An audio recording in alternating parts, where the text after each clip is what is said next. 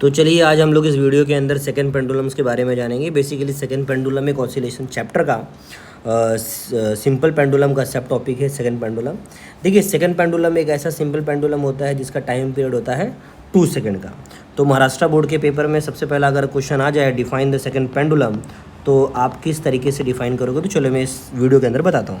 तो बेसिकली आपको डिफाइन ऐसा करना है, लिखना है यहाँ पर कि a simple pendulum whose time period is 2 second, ठीक है, इज कॉल्ड सेकेंड पेंडुलम। तो बहुत ही बेसिक डेफिनेशन है इसका, सिंपल डेफिनेशन है, आप सभी को याद रहेगा। एंड महाराष्ट्र बोर्ड एक चीज़ और डिमांड करता है कि अगर वो सेकेंड पेंडुलम पूछे या उससे कुछ एक्सप्रेशन पूछे तो आपको डायग्राम बनाने आना चाहिए। तो बेसिकली जो डायग्राम यहाँ पर आप मतलब बनाओगे तो आप उसको इस तरीके से बना सकते हो। देख सकते हो कि आपको रिजिड सपोर्ट दिख रहा है यहाँ पर, और यहाँ पर जो बॉब है उसमें टेंशन mg cos थीटा किस तरीके से बैलेंस किया गया है। mg को डाउनवर्ड डायरेक्शन में आपको बताना है, यहाँ पर आप देख सकते हो बेसिकली, ठीक है। mg sin थीटा अंदर की तरफ है। तो ये बेसिक डायग्राम है सिंपल पेंडुलम का। और सेकंड पेंडुलम का यहाँ पर डेफिनेशन भी मैंने यहाँ पर आपको दे दिया है।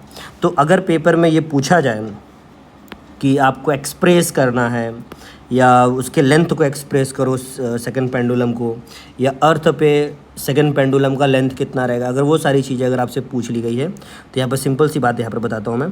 देखिए हम सभी को मालूम है कि सिंपल पेंडुलम का जनरल फार्मूला क्या होता है, ठीक है। तो जनरल फार्मूला होता है सिंपल पेंडुलम के टाइम पीरियड का कि t = 2π√L/g।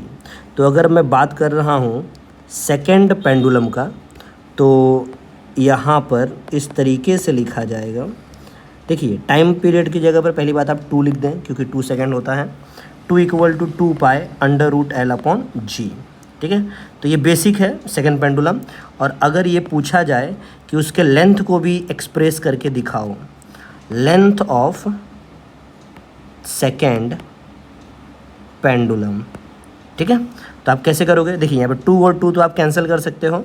पाई को अगर आप लेफ्ट हैंड साइड भेजोगे तो 1/π = √L/g आप लिख सकते हो, ठीक है स्टूडेंट।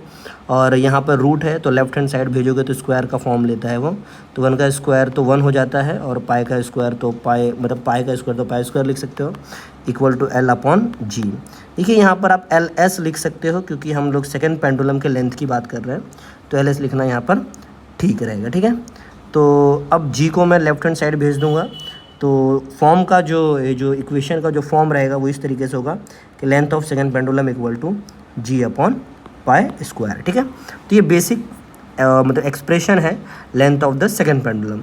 देखिए स्टूडेंट एक इंटरेस्टिंग बात यहाँ पर ये है कि अगर अर्थ पे सेकंड पेंडुलम का लेंथ अगर निकालना है तो क्या होता है।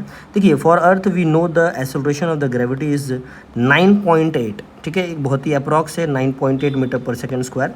और पाई की स्क्वायर की जो वैल्यू होती है वो भी लगभग 9.8 का वैल्यू वो कैरी करता है, ठीक है। तो आप बेसिकली क्या कर सकते हो, ये ट्रिक है, मतलब g/π² अगर रहा तो आप कैंसिल आउट डायरेक्टली कर सकते हो अगर अर्थ के लिए बात हो रहा है। तो जब ये कैंसिल आउट हो जाएगा तो वहाँ पर 1 आएगा, तो length of second pendulum will be 1 metre, ठीक है।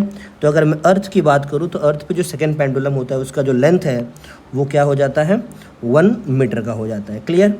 तो हमने इस वीडियो के अंदर सेकेंड पेंडुलम का डेफिनेशन देखा, डायग्राम देखा, उसका एक्सप्रेशन देखा, लेंथ का एक्सप्रेशन देखा, और अर्थ पे सेकेंड पेंडुलम का लेंथ की वैल्यू क्या रहेगी वो भी हमने देखा। तो इसमें से अगर कोई भी क्वेश्चन पूछा जा सकता है, ठीक है। Thank you.